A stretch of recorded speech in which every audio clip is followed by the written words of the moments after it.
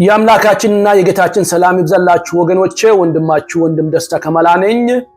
ሁሌም እንደምል የቪዲዮ ዓላማው ግለሰቦችን አታክ ማድረግ ወይም ቤተ እምነትን አታክ ማድረግ ሳይሆን በመጽሐፍ ቅዱስ ላይ ያሉብንን ስህተቶችን በማረም ሁሉም እውነትን ወደ ማወቅ እንዲደርስ ማድረግ ነው። ዛሬ በዋነስ ፔንቴኮስታልስ ወይም ጂሰስ ኦንሊ ቤተ እምነት ጥቅስ መነጠል ወይም ቨርስ አይሶሌሽን ምን እንደሆነ ለማሳየት እሞክራለሁ። ዋነስ ፔንቴኮስታልስ ወይም ጂሰስ ኦንሊ ቤተ እምነቶች ለምሳሌ በኢትዮጵያ ያለው የኢትዮጵያ ሐዋርያት ቤተ እምነት የመጽሐፍ ቅዱስን ትምህርት እንዴት ይተረጉማሉ ብዬ ለማየት እሞክራለሁኝ። ይህንን የማሳየው እንዴት ጥቅስን ነጥለው ወይም ከንባቡ አይሶሌት አድርገው የራሳቸውን ትምህርት እንዴት እንደሚያራምዱ ለማሳየት እሞክራለሁ። ድንገት የዋነስ ፔንቴኮስታልስ ወይም የጂሰስ ኦንሊ ትምህርት ለማታውቁ መሰረታዊ ነገር ለመናገር ያህል ትምህርታቸው ባጭሩ ሲቀመጥ ኢየሱስ አብ ነው፣ ወልድ ነው፣ እንዲሁም መንፈስ ቅዱስ ነው የሚል መሰረታዊ ትምህርት አላቸው። በዚህ ትምህርታቸው ኢየሱስ አብ ነው፣ ኢየሱስ ወልድ ነው፣ ኢየሱስ መንፈስ ቅዱስ ነው፣ ወይም አብ ኢየሱስ ነው፣ አብ ወልድ ነው፣ አብ መንፈስ ቅዱስ ነው፣ መንፈስም አብ ነው፣ መንፈስ ቅዱስም መልሶ ወልድ ነው የሚል መሰረታዊ ትምህርት አላቸው። የእግዚአብሔር ልጅና አባትነት በዚህ ቤተ እምነት አስተምሮ ልጅና አባት ማለት ስጋና ነፍስ ማለት ነው። ስጋው ነፍስ አልባ ሲሆን አባት ማለት ደግሞ የልጁ ነፍስ ወይም የልጁ ሕይወት ነው ብሎ ያምናል። ልጁ ወደ አባቱ ሲናገር ወይም ስለምን ካያችሁ ስጋ ወደ ነፍስ የለመነበት ልመና የሚል ትምህርት አላቸው። መንፈስ ቅዱስ ማለት የእግዚአብሔር እስትንፋስ ወይም እሳት ወይም ኃይል እንጂ የራሱ ማንነት የሌለው መንፈስ ቅዱስ ራሱ ኢየሱስ ክርስቶስ በሌላ ገጽታ ወይም ሌላኛው የጌታችን የኢየሱስ ክርስቶስ ገጽታ ብሎ ያምናሉ። ሌላው ከክርስቲያኖች መለያቸው ደግሞ በኢየሱስ ስም የጥምቀት ቀመር ካልተጠመቃችሁ ወደ ገሃነም ትሄዳላችሁ ብሎ በማስተማር ህዝቡን በጣም የሚያሸብሩበት አንዱ ታክቲካቸው የትኛውም ቤተ እምነት በኢየሱስ ስም ስላልተጠመቀ ሁሉም ቤተ እምነት ወደ ገሃነም ይሄዳል የሚል ጠንከር ያለ አቋም አላቸው። እዚህ ላይ የድህነቱ ቀመር እንደሚከተለው ነው።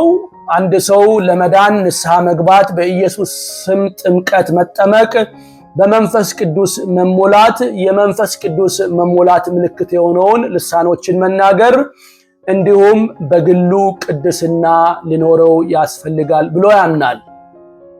ከነዚህ አንዱ ቢጎል መዳን አትችሉም፣ ወደ ገሃነም ትሄዳላችሁ የሚል አስተምሮ አላቸው።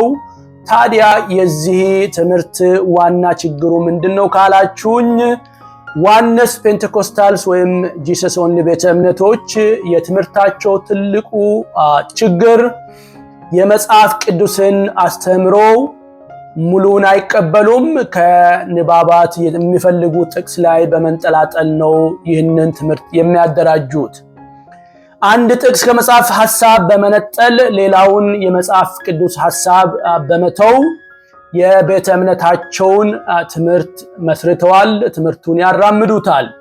ይህንን ደግሞ ሐዋርያው ጳውሎስ የእግዚአብሔርን ቃል በውሸት መቀላቀል ይለዋል።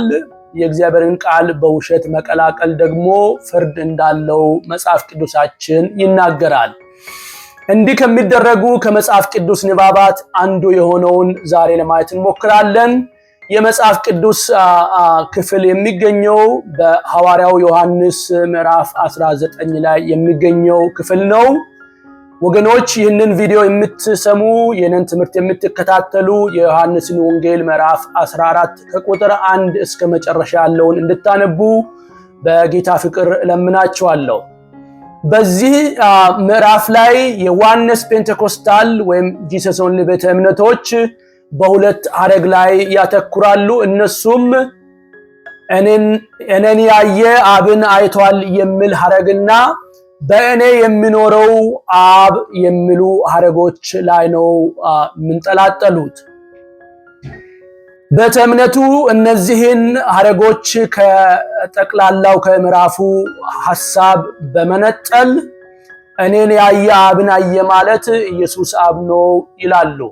እንዲሁም በእኔ የሚኖረው አብ ማለት አብ በልጁ ውስጥ ነው ያለው፣ ስለዚህ ኢየሱስ አብ ነው የሚል ትምህርት ያራምዳሉ። ይህ የመጽሐፍ ቅዱስ ክፍል ግን እነሱ የሚሉትን እጅግ ይቃወማል። እነሱ የሚሉትን ትምህርት አይደግፍም። ክፍሉ ኢየሱስ አብ እንዳልሆነ እንጂ ኢየሱስ አብ እንደሆነ አይናገርም። ቀደም ብዬ እንደለመንኳችሁ ወገኖች የዮሐንስን ወንጌል ምዕራፍ 14ን ብታነቡ ቀጥሎ የሚናገራቸውን 12 ነጥቦች ከዛ እንደወሰድኩት ልትገነዘቡ ትችላላችሁ። የዮሐንስ ወንጌል ምዕራፍ 14 ከቁጥር 1 ጀምራችሁ ስታነቡ ጌታችን ኢየሱስ ክርስቶስ ቀጥሎ ያሉትን 12 ነጥቦች ጌታችን ኢየሱስ ክርስቶስ አብ እንዳልሆነ ፍንትው አድርጎ የሚያሳዩ ንግግሮችን ተናግሯል። አንደኛው በእግዚአብሔር እመኑ በእኔም እመኑ በማለት እርሱ እግዚአብሔር አብ እንዳልሆነ ጌታችን ኢየሱስ ክርስቶስ ይመሰክራል። ሁለተኛ በአባቴ ቤት በማለት እርሱ አባት እንዳልሆነ ይናገራል። ሶስተኛ በእኔ በቀር ወደ አብ የሚመጣ የለም በማለት እርሱ ወደ አብ የምንቀርብበት መካከለኛ እንጂ ራሱ አብ እንዳልሆነ ጌታችን ኢየሱስ ክርስቶስ በዚህ ቃል ይናገራል። አራተኛ እኔ በአብ እንዳለው አብም በእኔ አለ በማለት አንዱ ማንነት በሌላው ማንነት ዘንድ መኖሩን ይናገራል። ሁለት ማንነቶች መኖራቸውን ይመሰክራል። አምስተኛ ኢየሱስ ወደ አብ እሄዳለሁና በማለት ግልጽ በሆነ ንግግር እርሱ አብ አለመሆኑን ያስረዳል። ምክንያቱም አብ ወደ አብ እሄዳለሁና ብሎ አይናገርምና። ስድስተኛ አብ በወልድ እንዲከበር በማለት በልጁ በኢየሱስ ሥራ አብን እንደምናከብር ወይም የጌታችን የኢየሱስ ክርስቶስ ሥራ አብን እንደሚያከብር ይናገራል። ሰባተኛ ኢየሱስ እኔ አብን እለምናለሁ በማለት የሚለመንና የሚለምን አካል ወይም ማንነት እንዳለ ያስረዳል። ስምንተኛ እኔ በአባቴ እንዳለው እናንተም በእኔ እንዳላችሁ እኔም በእናንተ እንዳለው በማለት የአባቱንና የራሱን ልዩነት ምንም በማያሻማ ንግግር ግልጽ አድርጎ ይናገራል። ዘጠነኛ የሚወደኝን አባቴ ይወደዋል፣ እኔም እወደዋለሁ፣ ወደ እርሱም እንመጣለን፣ በእርሱም ዘንድ ማደሪያ እናደርጋለን በማለት ኢየሱስና አብ ሁለት ማንነቶች መሆናቸውን ወደ እርሱ እንመጣለን እንዲሁም በእርሱ ዘንድ ማደሪያ እናደርጋለን በማለት በብዙ ቁጥር በመናገር የኢየሱስንና የአብን የማንነት ልዩነት ይናገራል። አስረኛ የምትሰሙት ቃል ወይም የጌታችን የኢየሱስ ክርስቶስ ትእዛዝ የኔ ሳይሆን የላከኝ የአባቴ ነው በማለት ኢየሱስ የሚናገረው ቃል ወይም የሰጣቸው ትእዛዝ የአብ እንደሆነ ይናገራል። 11ኛ ጌታችን ኢየሱስ ክርስቶስ አብ ከኔ ይበልጣል በማለት ኢየሱስና አብ አንድ እንዳልሆኑ ይናገራል። 12ኛ አብም እንዳዘዘኝ እንዲሁ አደርጋለሁ ስል የታዘዘና ያዘዘ አካል መኖሩን በግልጽ ያስረዳል። ወገኖች አንድ እውነት ፈላጊ ነኝ ወይም የእውነት ወንጌል አስተማሪ ነኝ የሚል ሰው እነዚህን ሁሉ ንግግሮች ችላ በማለት እንዴት ሁለት ሐረግ ላይ በመንጠላጠል ትምህርቱን ይሰራል ወይም ያስተምራል? ወገኖች አሁንም ድጋሚ ልጠይቃቸው፣ የትኛው አተረጓጎም ነው ጤናማው? በእኔ የሚኖረው አብ እና እኔን ያየ አብን አይቷል በሚሉ በሁለቱ ሐረጎች ላይ በመንጠላጠል ኢየሱስ አብ ነው ብሎ መተርጎም ወይስ እነዚህን ከላይ የዘረዘርኳቸውን 12 ነጥብ ይዘን ከላይ ያሉት ሁለቱ ሐረጎች ምን ማለት ነው ብሎ መመርመሩ ነው ጤናማ የመጽሐፍ ቅዱስ አረዳድ። በሁለቱ ማለትም እኔን ያየ አብን አይቷልና በእኔ የሚኖረው አብ ኢየሱስ አብ ነው ብሎ በመደምደም ሌላውን እውነት ችላ ማለት ወይስ እኔን ያየ አብን አይቷልና በእኔ የሚኖረው አብ የሚሉ ሐረጎችን በሰፊው የዚህ መጽሐፍ አውድ መፍታት ነው ጤናማው የመጽሐፍ ቅዱስ ትርጉም። ሲጀመር እኔን ያየ አብን አይቷልና በእኔ የሚኖረው አብ ማለት እኔ አብ ነኝ ማለት አይደለም። ምክንያቱም ኢየሱስን ያየ አብን አይቷል ማለት ኢየሱስ አብ ነው ማለት አያሰኝም። መጽሐፍ ቅዱሳችን በግልጽ እግዚአብሔር አብን ማንም እንዳላየው ስለሚናገር እግዚአብሔር አብ መቼም ቢሆን አልታየም። ይህንን የትኛውም ቤተ እምነት አይክድም። የዮሐንስ ፔንቴኮስታል አማኞችም የሚክዱት አይመስለኝም። ዮሐንስ ወንጌል 1:18ን ስትመለከቱ መቼም ቢሆን እግዚአብሔርን ያየው አንድስ እንኳ የለም ብሎ የመጽሐፉ ጸሐፊ ይናገራል። ታዲያ ኢየሱስን ያየ አብን አይቷል ማለት ምን ማለት ነው?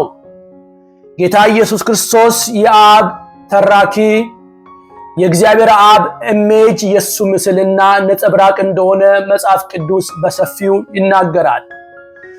ልጁ የአባቱ ተራኪና ነጸብራቅ ስለሆነ ሰዎች ኢየሱስን ሲያዩ አብን አይተዋል ይባላል።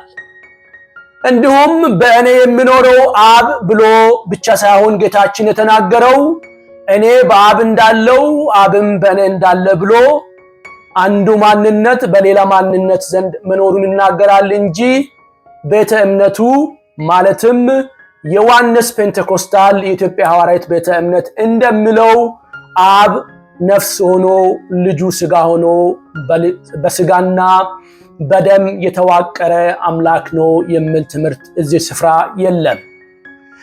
ወገኖች፣ የኢትዮጵያ ሐዋርያት ቤተ እምነት ተከታዮች የዮሐንስ ፔንቴኮስታል አማኞች በሙሉ ወደ ቃሉ በመመለስ የእግዚአብሔርን ቃል ለመረዳት እንሞክር። ይህ ሆኖ ሳለ ጌታ ኢየሱስ ክርስቶስ የተናገራቸውን ንግግሮች ችላ በማለት በሁለት ጥቅሶች ላይ በመንጠላጠል ኢየሱስ አብ ነው የሚል ትምህርት የምናራምድ ከሆነ እየተከተልን ያለነው የሰውን ሥርዓት እንጂ የእግዚአብሔርን ቃል እንዳልሆነ ልናገር እወዳለሁ።